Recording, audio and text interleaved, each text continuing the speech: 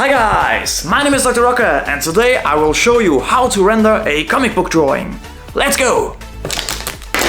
Once you have defined all the strong blacks like in this torso drawing right here, you want to make sure that they fade out nicely. This way your drawing looks way more alive.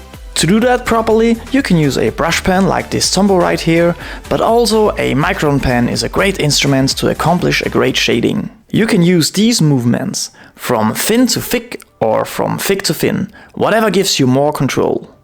The lines need to go thinner towards the light source.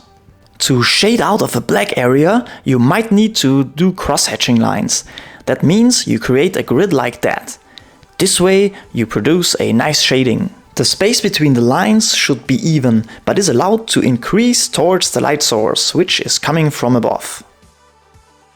When you do hatching lines, make sure to follow the form of the muscles. Like in the case of the shoulder here, a bit round.